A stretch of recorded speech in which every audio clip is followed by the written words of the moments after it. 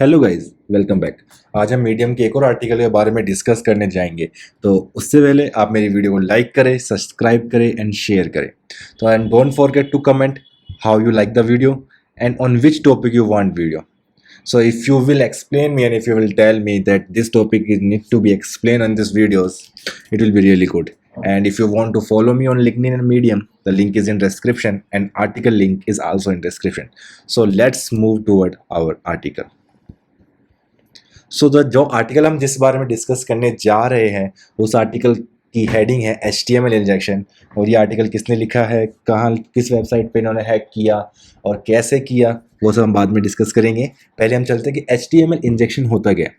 तो HTML injection की पहले हम डेफिनेशन पढ़ लेते हैं। HTML injection is a vulnerability where attacker puts a HTML code and that code instead of showing as a text.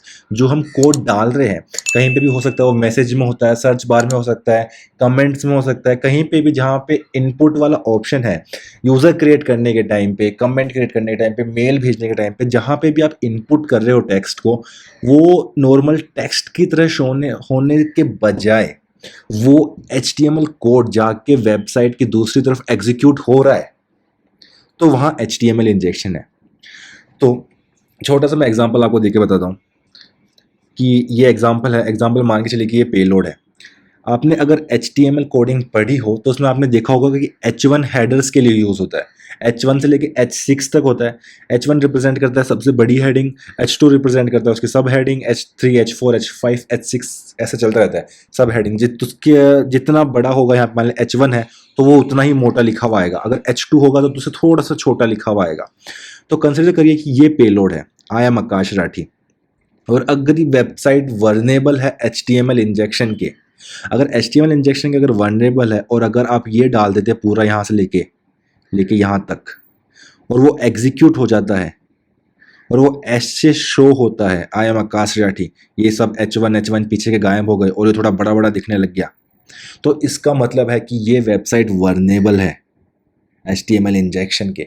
और अगर ये नॉर्मली शो होने लग जाता है कि H1 भी दिख रहा है, H1 भी दिख रहा है और लास्ट में भी H1 दिख रहा है और आई एम आकाश राठी दिख रहा है, यहाँ पे स्लैश आएगा, मैंने स्लैश मिस कर दिया तो डाल देते हैं ना, क्योंकि HTML की ये है ओपनिंग और ये है क्लोजिंग। तो इस तरह से HTML कोड एग्जीक्यूट होता है, तो वहाँ पे HTML इंजेक्शन है। तो हम चलते हैं लाइव प्रैक्टिकल की तरफ। अब मैं आपको दिखाता हूँ कि होता कैसे है।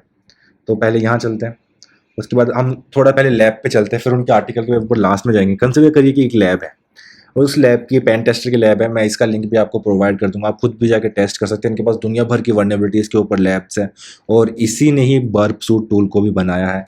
तो चलते हैं आगे। कंसिडर करिए कि आपको HTML इंजेक्शन चेक करना है। HTML इंजेक्शन चेक करने के बाद एक्सेसेस भी आता है, बट उसके बारे में बात आज नहीं करेंगे। आज हम सिर्फ HTML के बारे में बात करेंगे। तो कंसिडर करिए मैं यहाँ सर्च मारता हूँ, मुझे यहाँ पे सर्च द ब्लॉग, मतलब कितने भी तरह के आप ब्लॉग सर्च मार सकते हैं। तो कंसिडर करिए मैं सिर्फ हेलो सर्च मारता हूँ। मैंने हेलो सर्च मारा और मेरे को दिखा कि 0 search result for hello. Hello मेरा यहाँ लिखा हुआ आ रहा है। इसका मतलब ये है कि जो भी मैं इसके अंदर टेक्स्ट डाल रहा हूँ वो मेरे को वेबसाइट में दिख रहा है, कहीं ना कहीं वो शो हो रहा है। अगर मैं कुछ और डालता हूँ, जैसे हेलो की जगह मैं अपना अपना डाल देता हूँ आकाश, तो आकाश शो हो रहा है। अगर मैं यहाँ HTML कोड डालने की कोशिश करूँ तो क्या होगा। कंसिडर करके मैं H1 डालता हूँ,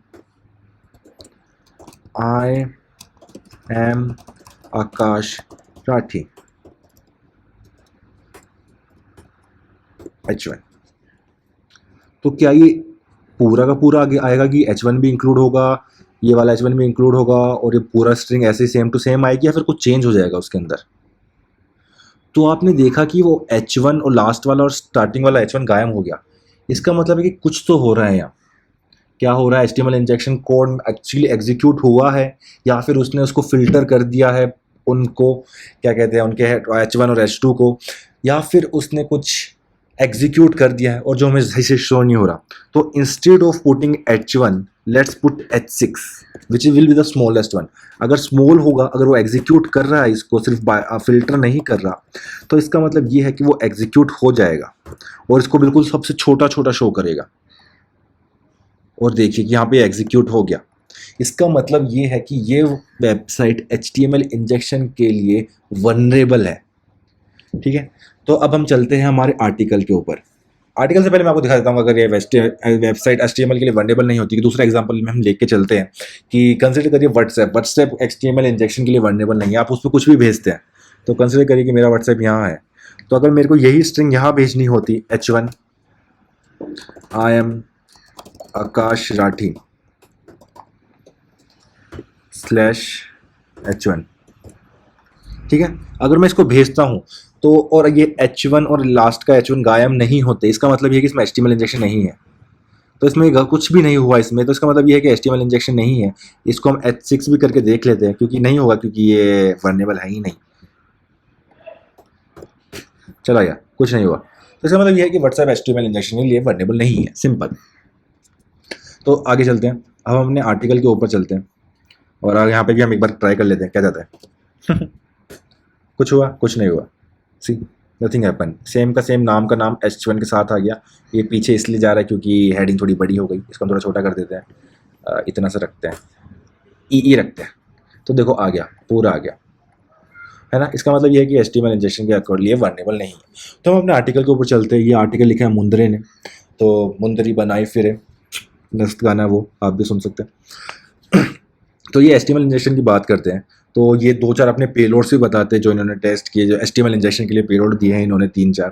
तो ये पहला ये है, दूसरा ये, और तीसरा ये। तो ये क्या करते हैं, मैं आपको एग्जीक्यूट करके दिखाता हूँ कि एक्चुअली होगा क्या अगर ये पेलोड्स एग्जीक्यूट हो जाते हैं वेबसाइट में डालने के बाद।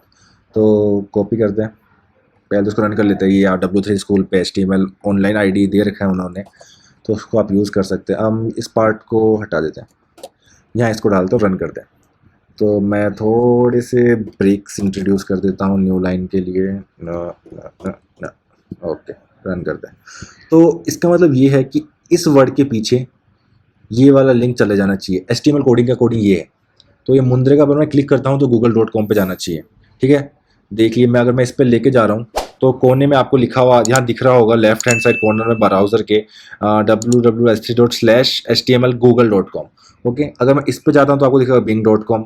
अगर मैं टेस्ट को दिखाता हूँ तो इसका मतलब ये है, इसका मतलब ये है जो ऊपर वाले का है, इसका मतलब ये है कि जो भी ये टेस्ट है, टेस्ट जो स्ट्रिंग है उसका कलर रेड होना चाहिए, ठीक है। अगर हमने इस कोड को एग्जीक्यूट कराया तो इस टेस्ट का कलर रेड हो गया। ये जो स्ट्रिंग है हमारी टेस्ट, इसकी जगह हम लिख लेते हैं आकाश, इसको हम रन कराते हैं तो ये आकाश रेड कलर का हो गया।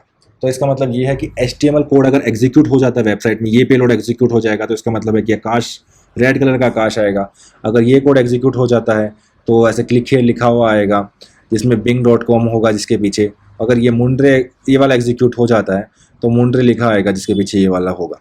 तब हम अपने आर्टिकल की तरफ बढ़ते हैं। तो उन्होंने हमें 3 HTML के पेलोड्स दिए हैं जो आप यूज़ कर सकते हैं टेस्टिंग के लिए, और इम्पैक्ट ऑफ HTML इंजेक्शन आप खुद पढ़ सकते हैं यहाँ जाके, आप स्क्रीन पोज करके भी पढ़ सकते हैं क्या क्या इम्पैक्ट होंगे। तो हम आगे चलते हैं कि उन्होंने वर्नेबिलिटी को फाइंड आउट कैसे किया। तो जब उन्होंने एक ब्राउज़र अपनी target.com के ऊपर गए और click on the create account button, उन्होंने क्रिएट अकाउंट बटन पे क्लिक किया तो उनके सामने एक रजिस्टर फॉर्म पॉपअप हुआ। रजिस्टर फॉर्म पॉपअप हुआ तो उसमें दुनिया भर की उन्होंने फील्ड मांगी होगी, first name, last name, email address, password, phone number, ये मंथ, डेट वगैरह वगैरह, और जिप कोड ही मांगा। तो उन्होंने सोचा कि यहाँ HTML कोड पुट करके देखते हैं, और उन्होंने फर्स्ट नेम के अंदर उन्होंने, आप सारी जगह पे ट्राई कर सकते हो, अलग अलग कोड डालने की कोशिश करिए तो आपको पता चल जाए कि यार अगर ये वर्नेबल है भी तो कौन सी फील्ड वर्नेबल है। तो हमेशा आप HTML या फिर XXX ट्राई करें, तो ऐसा नहीं हो कि आप हर एक में एक ही चीज़ डाल दें, एक ही तरह का कोड डाल दें, जिससे आपको आइडेंटिफाई करना मुश्किल हो जाए कि यार कौन सी फील्ड वर्नेबल है। तो बेटर है कि आप हर एक फील्ड में अलग अलग पेलोड डालिए। जैसे इन्होंने यहाँ पे डाला है फर्स्ट नेम के अंदर ये वाला फॉन्ट कलर रेड टेस्ट। इसका मतलब ये है कि अगर ये रजिस्टर होता है तो वेरिफिकेशन मेल आएगा ही, ठीक है। मान के चलते वेरिफिकेशन मेल आता है, फर्स्ट नेम डालने पर आपको पूरा रजिस्टर करने पर आपको वेरिफिकेशन मेल आता है। अगर वो HTML इंजेक्शन नहीं होता उधर तो ये पूरा एज अ फर्स्ट नेम आता कि ये कॉलन भी इंक्लूड होते, ये मतलब स्क्वायर ब्रैकेट्स में इंक्लूड होते उसके अंदर, अगर ये आपका फर्स्ट नेम होता और HTML इंजेक्शन नहीं होता। अगर HTML इंजेक्शन है तो ये HTML इंजेक्शन कोड वहाँ एग्जीक्यूट हो जाएगा और जो भी उसका रिजल्ट आएगा वो एज अ फर्स्ट नेम आपके पास आएगा। तो जैसे ही उन्होंने ये किया और वेरिफिकेशन में उनके पास आया तो उन्होंने देखा कि उनके पास आया हेलो टेस्ट रेड कलर में, फर्स्ट नेम की जगह, फर्स्ट नेम उनका पूरा फर्स्ट नेम तो ये था, बट उसकी जगह सिर्फ टेस्ट आया, जो कि इसका मतलब ये है कि बैकएंड का जो कोड है वो वल्नरेबल है HTML इंजेक्शन के। ओके, सो आज हमारा आर्टिकल यहाँ ही फिनिश होता है। अगर आपको ये आर्टिकल अच्छा लगा तो आप मेरे चैनल को, इस वीडियो को लाइक करें, मेरे चैनल को सब्सक्राइब करें, इस वीडियो को शेयर करें और कमेंट करना ना भूलें। और कमेंट करके यह ज़रूर बताएं कि आपको वीडियो किस चीज़ पे चाहिए, आपको आर्टिकल किस तरीके चाहिए, आपको मोर एक्सप्लेनेशन चाहिए आर्टिकल के अंदर, या फिर सिर्फ मैं आर्टिकल को स्क्रॉल डाउन करके आपको दिखा दूँ। Thank you.